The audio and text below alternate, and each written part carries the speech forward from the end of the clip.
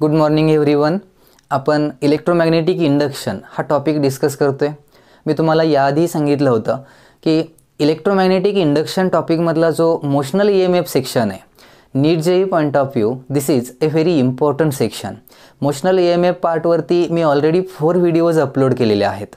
This is 5th lecture. आजच्या लेक्चरमध्ये आपण याच कन्सेप्टवरती डिपेंड काही प्रॉब्लेम सॉल्व करणार आहोत, जे कन्सेप्ट वाईज म्हणजे टाईप वाईज असतील.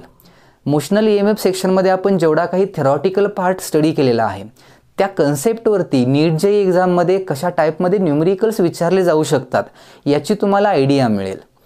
कुठलाही क्वेश्चन सॉल्व करताना त्याच्यातून काहीतरी आउटकम मिळतं, ते लक्षात ठेवणं, नोट डाऊन करून ठेवणं हे आपलं काम असलं पाहिजे. ओके, सो आपण स्टार्ट करतोय. I write here first question. The question is a square loop of wire with resistance R is move at a constant speed phi across a uniform magnetic field confined to a square region whose sides are twice the length of those of the square loop. Okay, question next study करूया आपण, पण first question आधी समजून घ्या. Question काय होता? A square loop of wire with resistance R. This is our square loop. हा square loop आहे. ओके, आणि या स्क्वेअर लूपचा रेजिस्टन्स काय आहे? R आहे. Is move at a constant speed फी. ह्या स्क्वेअर लूपला क्वेश्चनसाठी डायग्राम गिवन आहे. ओके, आणि हा स्क्वेअर लूप इकडे आपण काय करतोय? मूव्ह करतोय विथ कॉन्स्टंट व्हेलॉसिटी फी across a uniform magnetic field. एक युनिफॉर्म मॅग्नेटिक फील्ड आहे, but this magnetic field is confined to a square region whose sides are. एक स्क्वेअर रिजनमध्ये म्हणजे एवढ्या स्क्वेअर रिजनमध्येच फक्त काय आहे? इथं मॅग्नेटिक फील्ड आहे. सपोज एक इनवर्ड मॅग्नेटिक फील्ड आहे इथं. ओके, बी सिम्बॉल यूज करतो आपण. So this is the magnetic field and this magnetic field is confined म्हणजे रिस्ट्रिक्ट केलेले आहे, फक्त एवढ्याच पोर्शनमध्ये आहे. To a square region whose sides are twice the length of the square loop. Square लूपची साईड L असेल तर या स्क्वेअर रिजनची ज्यामध्ये मॅग्नेटिक फील्ड प्रेझेंट आहे, ज्याची साईड किती 2L इथं दिलेले आहे. Okay, so our question is, first question, graph the external force F needed to move the loop at a constant speed as a function of coordinate x is measured from the center of the magnetic field region to the center of the loop. आपल्याला इथे एक graph plot करायचा आहे. Graphical question आहे. Graph कशाचा plot करायचा आहे? तर graph of external force F म्हणजे फोर्स अगेन्स्ट. फोर्स कुठला? Force needed to move the loop at a constant speed. या लूपला इकडं असं मूव करण्यासाठी, कॉन्स्टंट स्पीडनं मूव करण्यासाठी लागणारा जो फोर्स असणार आहे, तो force versus as a function of coordinate x म्हणजे F वर्सेस एक्स याचा काय करायचं आहे? आपल्याला ग्राफ प्लॉट करायचा. पण एक्स डिस्टन्स कसं घ्यायला सांगितलंय बघा. कोऑर्डिनेट एक्स इज मेजर्ड म्हणजे X is measured from the centre of the magnetic field region. Magnetic field रिजनचा हा जो सेंटर आहे, इथून एक्स डिस्टन्स मेजर करायचे, म्हणून आपण काय केलं? याला ओरिजिन कन्सिडर केलं. इथं मॅग्नेटिक फील्डचा सेंटर जो आहे रिजनचा, दिस इज अवर ओरिजिन, आणि इथून आपण एक्स मेजर करणार आहे. So this is our x axis. मग ह्या एक्सच्या व्हॅल्यू ओरिजिनच्या लेफ्ट साईडला निगेटिव्ह असतात, इकडे पॉझिटिव्ह असतात, आपल्याला माहिती आहे. म्हणजे इथून आपण एक्स व्हॅल्यू काय करणार आहे? मेजर करणार आहे to the centre of loop. म्हणजे कुठून? या ओरिजिन पासून लूपच्या सेंटर पर्यंत, इथून इथपर्यंत हे एक्स डिस्टन्स कन्सिडर करायचं. लूप जसा मूव्ह होईल तसं हे एक्स डिस्टन्स व्हॅरी होईल. पण एक्स डिस्टन्स मेजर कसं करायचं कळालं तुम्हाला? लूप म्हणजे ह्या मॅग्नेटिक फील्डच्या रिजनचा जो सेंटर आहे, तिथून लूपच्या सेंटरपर्यंत, इथून इथपर्यंत आपण एक्स डिस्टन्स मेजर करणार आहोत. हे रेफरन्स पॉईंट दिलेत आपल्याला इथं एक्स कळण्यासाठी. आणि मग ग्राफ प्लॉट करायचा F वर्सेस एक्स. एक्स आणि F यांच्यातला ग्राफिकल व्हेरिएशन कसं असेल? फर्स्ट आधी मला हे कळालं पाहिजे की फोर्स काय ॲक्ट होईल त्या लूपवरती. लास्टच लेक्चर आहे बघा, प्रिव्हियस लेक्चर जर तुम्ही बघितलं असेल तर, induction and energy transfer. When a rectangular loop passes through or move through a magnetic field we require a force external agent to move that coil through the magnetic field at a constant speed. जर ते lecture बघितलं असेल तुम्ही तर लगेच कळालं असतं की या स्क्वेअर लूपवरती फोर्स काय अप्लाय होतो. ज्यावेळी एखादा लूप मॅग्नेटिक फील्डमधून आपण असा मूव्ह करतो, त्यावेळी ती मॅग्नेटिक फील्ड त्या लूपवरती फोर्स अप्लाय करते. आणि कसा असतो, आपण जर लूपला इकडं फोर्स अप्लाय म्हणजे लूपची डायरेक्शन इकडं असेल मोशनची, तर त्याच्या अपोजिट डायरेक्शननं ती मॅग्नेटिक फील्ड त्या लूपवरती फोर्स अप्लाय करते. याची रिझन वगैरे त्या थेरीतलं जे आर्टिकल आहे आपलं इंडक्शन अँड एनर्जी ट्रान्सफर त्यामध्ये मी सांगितलेले आहेत. आता त्यामध्ये वेळ घालवत नाही. कन्सेप्ट बघा कशी आहे. This is our loop. Now this loop is moving in this direction. आता सध्या या कंडिशनला this loop is not in a magnetic field. मग मॅग्नेटिक फील्डमध्ये नसेल तर याच्यावरती फोर्स अप्लाय होणार आहे का? नाही होणार.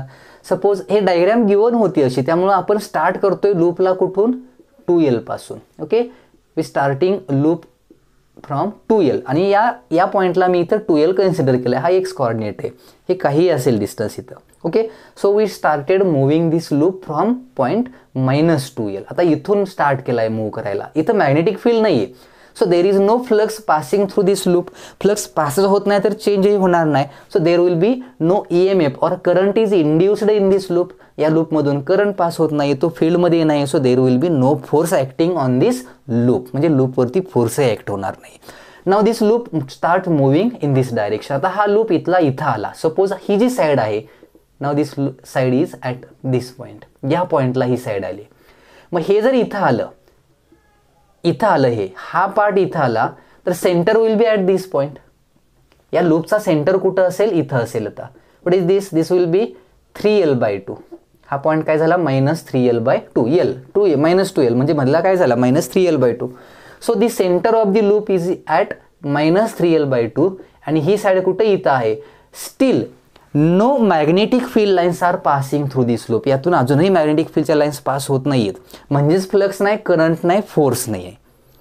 But now if we move again this loop inside the magnetic field through this magnetic field region, now the loop started entering in to the field. लूपची ही साईड काय होईल? आता मॅग्नेटिक फील्डमध्ये एंटर होईल. So here magnetic flux passing through this loop now increases, start increasing. या loop मधून pass होणारा मॅग्नेटिक फ्लक्स जो आहे तो काय होत जाईल? आता इन्क्रीज. कारण आता काही मॅग्नेटिक फील्डच्या लाईन्स त्या लूप मधून पास होतील.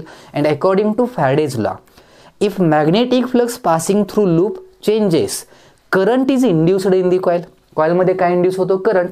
आणि त्याच्या पुढे जाऊन जर एखाद्या कॉइलमधून म्हणजेच एखाद्या वायरमधून करंट पास होत असेल, आता करंट इंड्यूस झाला, लक्षात ठेवा. आता या वायरमधून करंट पास होतोय आणि ह्या वायरमधून करंट पास होतोय, but this wire is inside a magnetic field. मग आता ही मॅग्नेटिक फील्ड त्या वायरवरती काय अप्लाय करणार? Force, because that wire carries current and this magnetic field applies a force on that wire, F equal to ILB sin theta. आणि याचा formula आपण derive केलाय last लेक्चरमध्ये. हा फोर्स किती असतो तो. Okay, so and this force experienced by this wire is in the opposite direction of external force. आपण याला फोर्स अप्लाय करून इकडे ओढतोय, पण ह्या लूपवरती जो फोर्स अप्लाय होतो that force will be in the opposite direction of applied force. So we have to apply same amount of force to move this coil with a constant speed. म्हणजे या कॉइलला आपल्याला तेवढाच फोर्स अप्लाय करावा लागतो जेवढा magnetic force त्या कॉइलवरती काय झालाय? अप्लाय झालाय. परत सांगतो मी यासाठी, कारण लास्टचा व्हिडिओ बघितला असेल तरच याचा आन्सर करणार आहे. म्हणजे कॉइल इथून पुढे जशी एंटर होईल तसा फोर्स अप्लाय होतोय. याचा अर्थ मॅग्नेटिक फ्लक्सची व्हॅल्यू चेंज होते. So force starts applying from this point -3L/2. मग आता मॅक्झिमम फोर्स याच्यावरती जो अप्लाय होणार आहे, सपोज त्याची व्हॅल्यू इथं मी कन्सिडर करतो F0. मॅक्झिमम व्हॅल्यू काय आहे? F0. So force started applying, external फोर्सची व्हॅल्यू जी आहे ती काय होईल? इथं इन्क्रीज होईल या पॉईंटपासून. आणि मॅक्झिमम फोर्स, कारण इथं कॉन्स्टंट करंट पास होतो यातून. जसं आपण कॉइलला आतमध्ये काय करेल? अट्रॅक्ट करेल, या साईडला मूव्ह करेल, तसं या कॉइलमधून एक करंट पास होईल and this magnetic field applies force on that loop. So force will be maximum. Now this coil starts moving आणि इथं येईल कॉइल. आता या पॉईंटला येईल, फ्लक्स चेंज होईल ना, म्हणजे सेंटर. आता बघा, ही वायर इथं असेल तर सेंटर कुठं असेल? -L असेल. म्हणजे कंप्लीट कॉइल अजूनही इनसाइडला नाही, हाफ कॉइल बाहेर आहे. Now again if we move to this point, म्हणजे आपण 0 पर्यंत आलो. आता now when we come at the point 0, ही साइड 0 ला येईल. नाउ द सेंटर, सॉरी, या पॉइंटला येईल. This is our minus L by 2. Now when this side will be comes at the point minus L by 2, या पॉइंटला आली. Minus L by 2 ला जर आपला हा पोर्शन असेल, मायनस एल बाय 2 ला जर ही साइड असेल, then our center will be at L, and now when this side will be at the center, then the center will be at minus L by 2. म्हणजे ही side जेवढी centre इथं आली असेल, ही side move इथं आली की centre कुठं असणार आहे, मायनस एल बाय 2 ला असणार आहे. And now the complete coil will be inside the loop. म्हणजे बघा आता सेंटर कुठे आहे कॉइलचा, मायनस एल बाय 2 ला आहे, ही साइड L आणि इकडची साइड आता मायनस L ला आहे.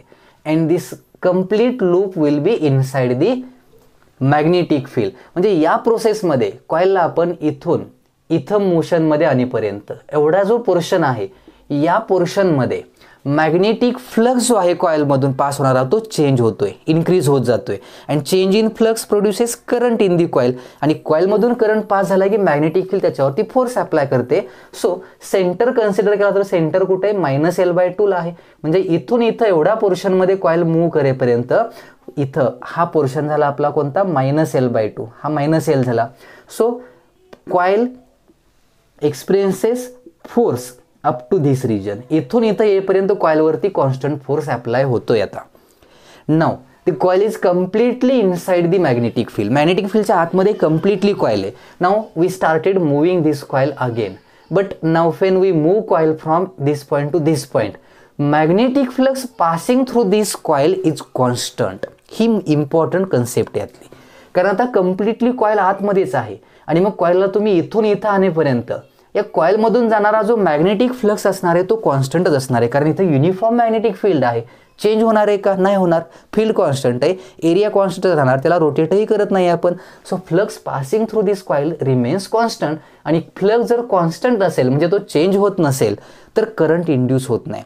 करंट कधी इंड्यूस होतो, फॅराडेज लॉ काय सांगतो आपल्याला, if flux passing through coil changes then and then only current will be induced in the coil. मग इथं ही कॉइल कम्प्लिटली आतमध्ये आल्यानंतर इथून इथं येईपर्यंत याच्यामध्ये कुठलाही करंट काय होत नाही, इंड्यूस होत नाही. आणि मग कॉइलमध्ये करंट जर नाही इंड्यूस झाला तर फोर्सही अप्लाय होणार नाही, कारण मॅग्नेटिक फील्ड वायरवरती फोर्स कधी अप्लाय करते, जर त्या वायरमधून करंट पास होत असेल तरच. लक्षात आलं. So when we move coil from, आता इथून इथपर्यंत करावी लागेल कारण कॉइल आता इथं आहे. Now the coil will be at this position. आता इथं आहे म्हणजे इथून इथपर्यंत कॉइलला मूव्ह केलं आपण, minus L by 2 plus L by 2 इथपर्यंत आपण कॉइलला काय केलं, आता मूव्ह केलं. म्हणजे आता कॉइल इथं आले. This is the position of coil.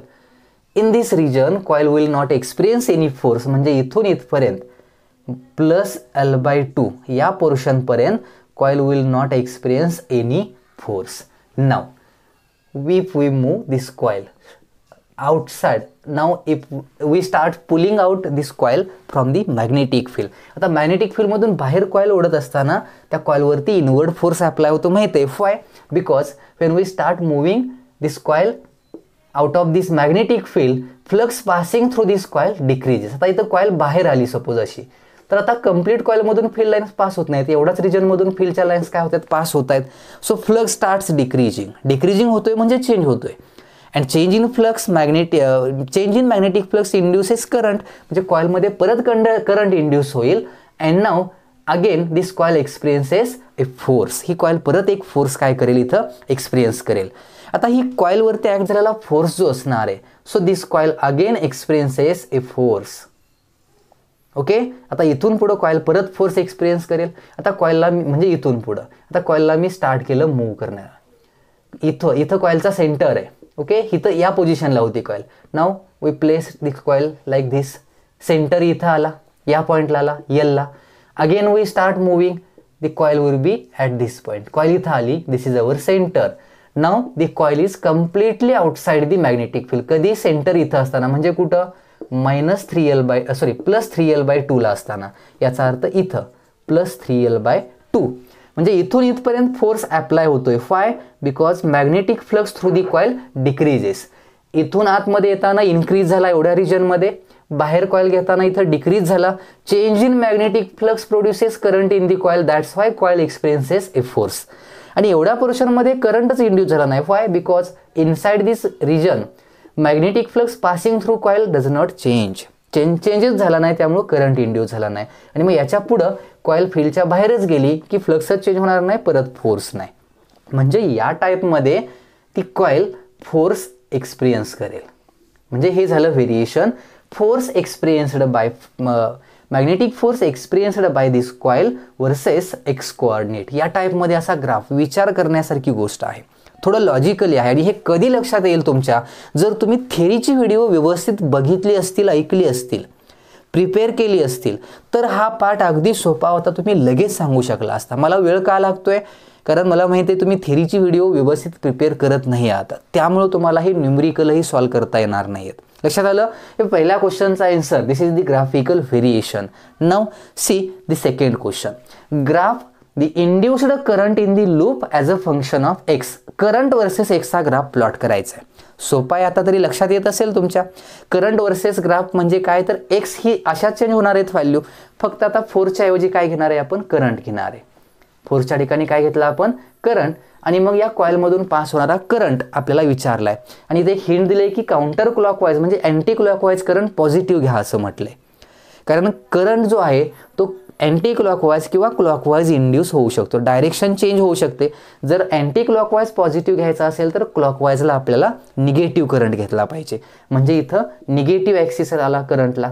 So this will be our negative axis. आणि मग आपल्याला माहिती आहे करंट कधीपासून स्टार्ट होतो इथं इंड्यूस व्हायला, when coil enters into the magnetic field. म्हणजे इथून एंटर होते. So current start inducing, current induce झाला इथं. लक्षात आलं? कॉईल मॅग्नेटिक फील्डमध्ये एंटर व्हायला जिथून सुरू होते तिथंच करंट इंड्यूस होतोय. नंतर करंट इंड्यूस होत राहणार आहे L/2 पर्यंत, म्हणजे या पोझिशनला येईपर्यंत. कॉईल एकदा आतमध्ये पूर्ण आली की यातून जाणारा फ्लक्स जो आहे तो चेंज होणार नाही, करंट इंड्यूस होणार नाही.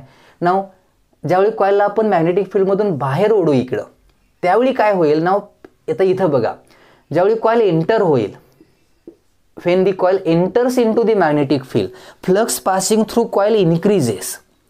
And according to Lenz's law, if flux passing through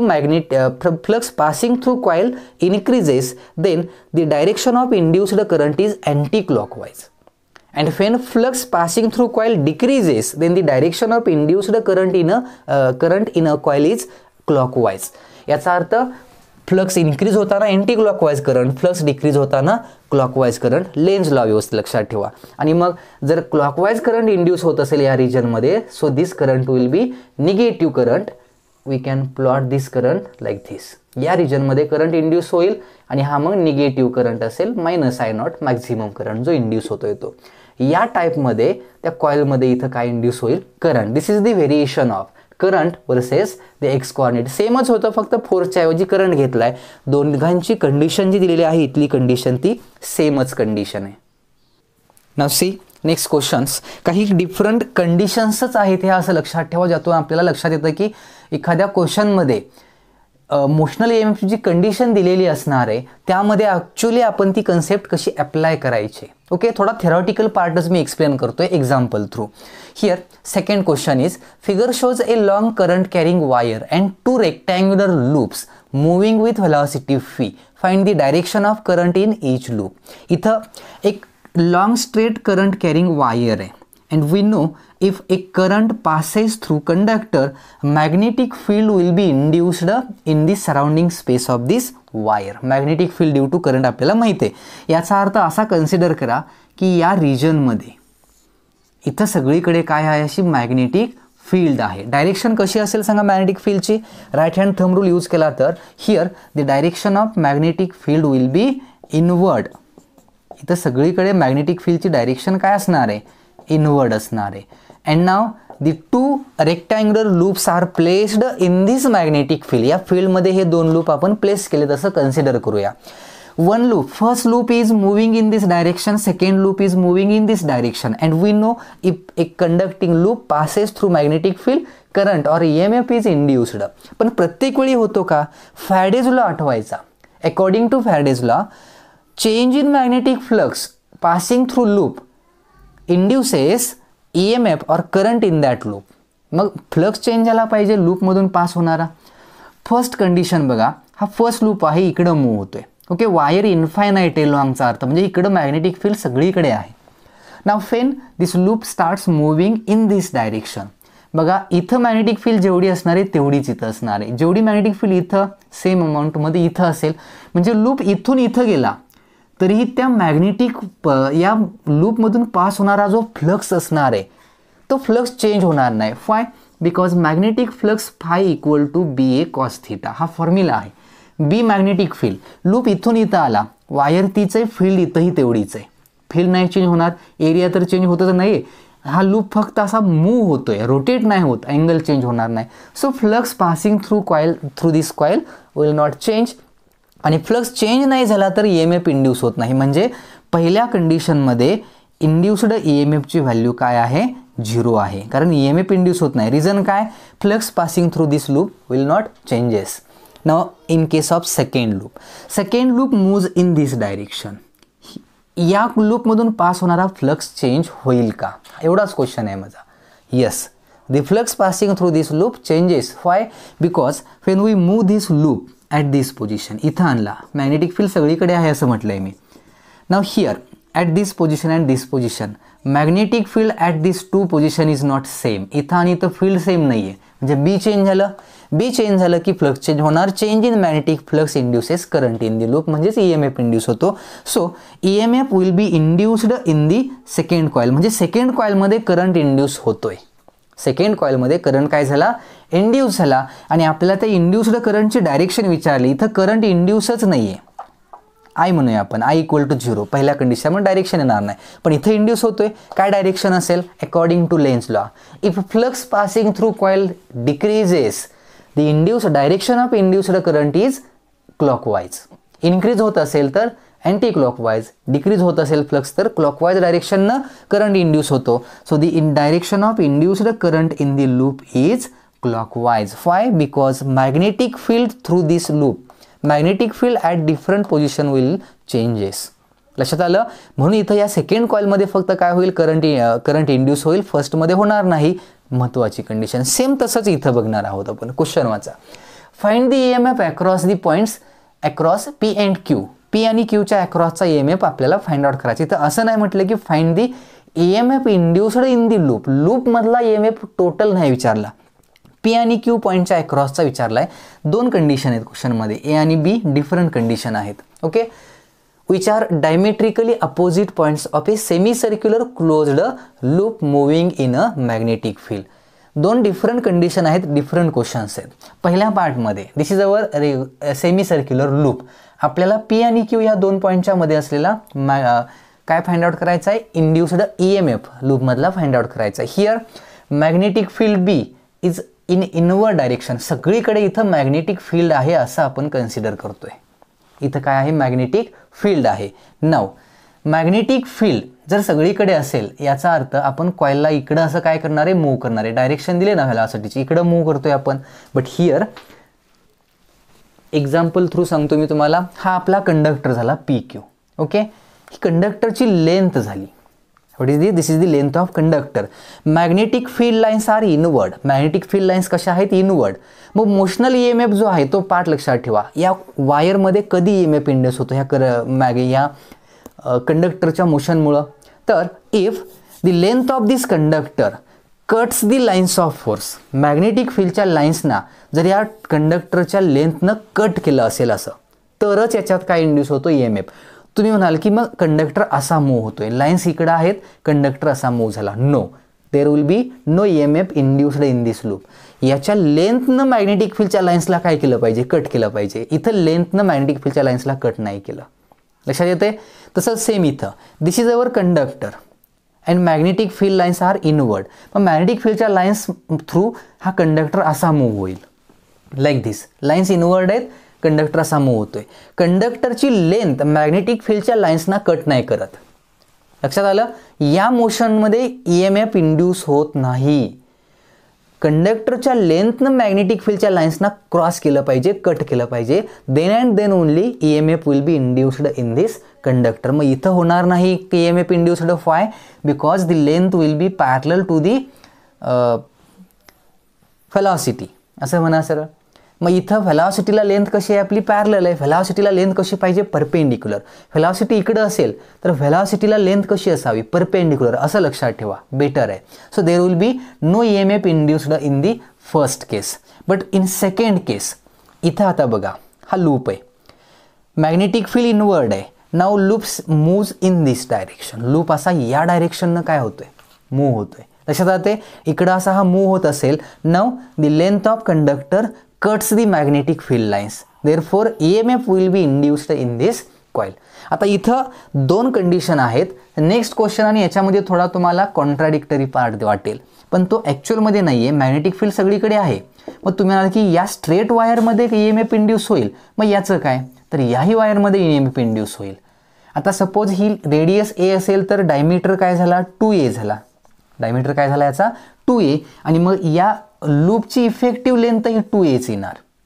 आणि मग दोन्ही पार्टमध्ये या काय होईल EMF इंड्यूस होईल. याचं इलेक्ट्रिकल इक्विव्हॅलन्स नेटवर्क जर फाइंड आउट करायचं असेल तर नेटवर्क कसं असेल बघा. सपोज या लूपमध्ये जर सपोज या वायरला स्मॉल रेजिस्टन्स आहे, सपोज तो R असेल, तर याच्यामध्ये एक EMF इंड्यूस होईल असा रिप्रेझेंट केला आम्ही. या वायरमध्ये इंड्यूस झालेला जो EMF आहे, फॉर्म्युला काय असतो बघा, कंडक्टरच्या मोशनमुळे EMF इंड्यूस होत असेल तर BLV हा फॉर्म्युला असतो.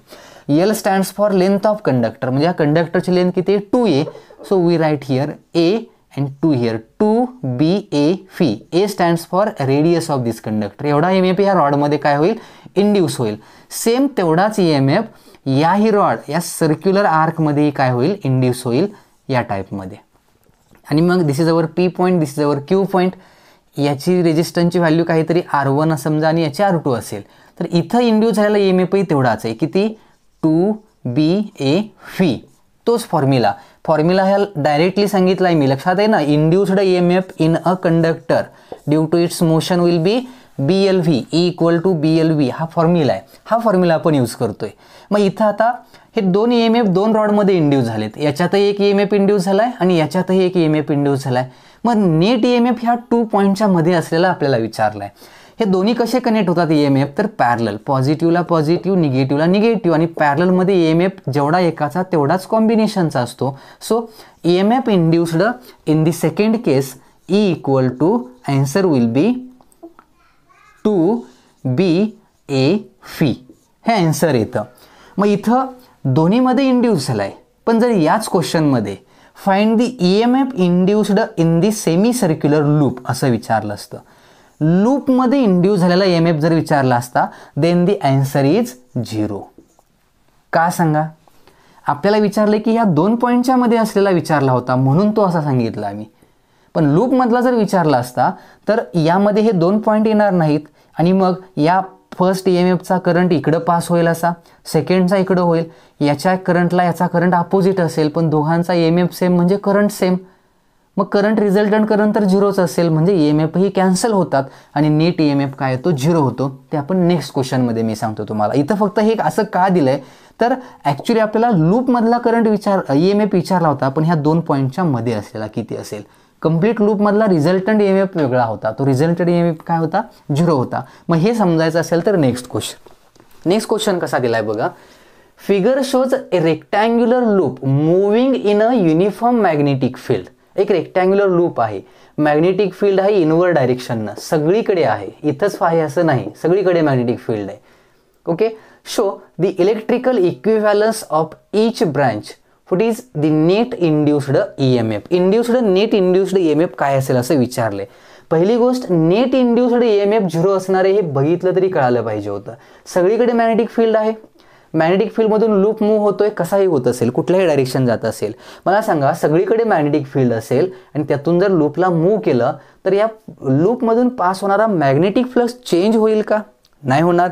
And if there is if magnetic flux passing through this coil do not changes, then EMF will not be induced in the coil.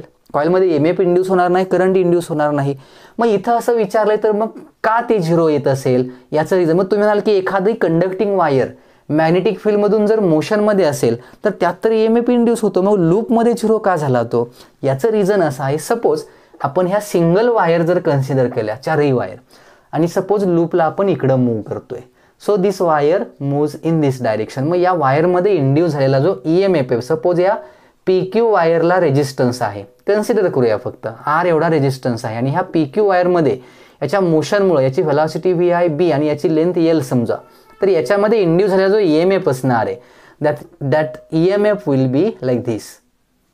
असा हा याच्यात काय होईल, एक इंड्युस्ड EMF असेल, म्हणजे एक इमॅजिनरी सेल तयार होईल आणि त्याचा EMF E आहे. This EMF will be equal to should be equal to BLV. लक्षात आहे, हे ट्रान्सलेशनल मोशन ऑफ कंडक्टर त्याच्यामुळे इंड्यूस होणारा EMF थेरीमध्ये आपण स्टडी केलेला आहे. मग एवढी व्हॅल्यू असेल. या दोन वायरमध्ये EMF इंड्यूस होणार नाही का, मी मग सांगितलं होतं मॅग्नेटिक फील्डच्या लाईन्स इनवर्ड आहेत. मग ही wire PQ wire length cut होते, EMF इंड्यूस होईल, याच्यातही होईल, पण या दोघात नाही होणार का, ह्या वायर अशा आहेत. सो मॅग्नेटिक फील्डच्या लाईन्स अशा आहेत, वायर अशा होतील, लेंथ मॅग्नेटिक फील्डच्या लाईन्सला कट नाही करत, त्यामुळं या दोन वायरमध्ये EMF इंड्यूसच होणार नाही, पण त्या वायर्सना रेजिस्टन्स आहे. मग असं ड्रॉ करा, याच्यात EMF इंड्यूस नाही झाला, या वायरमध्ये इंड्यूस होईल ना EMF, पण याच्यात आणि याच्यात सेमच होणार, length same, field same, motion पण सेम आहे, मग EMF पण सेमच डायरेक्शननं तसाच इंड्यूस होईल. सो याच्यामध्ये इंड्यूस झालेला EMF ही तसाच असणार आहे, याची व्हॅल्यू हीच असेल आणि याही वायरला काय असणार आहे, रेजिस्टन्स असणार आहे. मग याला मी जॉईन केलं. आता या टाईपमध्ये लक्षात ठेवायचं, इलेक्ट्रिकल इक्विव्हॅलन्स नेटवर्क याचं जे आहे ते असं येईल. इथं या वायरमध्ये EMF इंड्यूस होईल, याच्यातही इंड्यूस होईल, कारण ह्या वायर मॅग्नेटिक फील्डच्या लाईन्सला कट करतायत, पण ह्या दोन वायरमध्ये नाही होणार, कारण याची लेंथ मॅग्नेटिक फील्डच्या लाईन्सला कट नाही करत. सो याचे फक्त रेजिस्टन्स दिले, कारण हे कंबाईंड होते. आणि मग आता इथं जसं इथं P आणि Qच्या मध्ये EMF विचारला होता म्हणून आपण सांगितला पॅरलल आहेत म्हणून एकाच्या व्हॅल्यू तेवढीच रिझल्टंट. पण आता इथं लूपचा विचारला होता, what is the net induced EMF. Net induced EMF विचारला, म्हणजे लूपचा नेट इंड्यूस्ड EMF काय असेल. त्यावेळी जर विचार केला आपण तर इथं बघा, हा EMF आहे, हा EMF आहे, हे पॅरलल आहेत का, नाही आहेत, इथं मध्ये रेजिस्टन्स आहेत ना कनेक्ट केलेले. आणि मग हे जर पॅरलल नसतील दोन रेजिस्टन्स तर यांचा करंट, याचा करंट इकडे जाईल, याचा करंट इकडे जाईल, अपोजिट आहेत, सेम आहेत, कॅन्सल होतील. So net EMF induced in the loop will be 0. हे ॲक्च्युअल रिझन हे आहे त्याचं. पण आपल्याला हेही माहीत होतं की मॅग्नेटिक फील्डमधून एखादा लूप पास होत असेल, मूव्ह होत असेल, but if flux passing through that लूपचे डू नॉट चेंज नाही झाला तर लूपमध्ये करंट किंवा EMF ही काय होत नाही, इथं इंड्यूस होत नाही. एक सिंपल कंडिशन आहे, एक सिंपल थेरी आहे ही. ओके, सो हे न्यूमेरिकल जे आहेत ते थेरॉटिकल पार्ट सांगतोय मी तुम्हाला. EMF कधी इंड्यूस होतो, कधी होणार नाही, कशा प्रकारे तो इंड्यूस्ड EMF कन्सिडर करायचा आहे, याची हे एक्झाम्पल्स आहेत. आपण आता नेक्स्ट आणखी 1-2 व्हिडिओजमध्ये मी तुम्हाला आणखी न्यूमेरिकल सांगणार आहे, ज्या प्रत्येक न्यूमेरिकलमध्ये वेगवेगळी कंडिशन आपण अप्लाय करतोय मोशनल EMFशी रिलेटेड. म्हणजे तुमचा हा मोशनल EMF जो पार्ट आहे नीट जे पॉईंट ऑफ व्ह्यू व्यवस्थित क्लिअर होईल. त्यासाठी अगोदर मोशनल EMFचे व्यवस्थित व्हिडिओ बघा, पहिले जे 3-4 व्हिडिओज आहेत ते व्हिडिओ बघून झाले की न्यूमेरिकल बघा, तरच ते कळणार आहेत, नाहीतर काहीही कळणार नाहीत. अगोदरची थेरी व्यवस्थित प्रिपेअर असेल तर इथं काय सांगतो ते कळेल, नाहीतर काहीही कळणार नाही आहे तुम्हाला. आणि नेक्स्ट व्हिडिओमध्ये आपण असेच मग न्यूमेरिकल स्टडी करणार आहोत. Okay, thank you.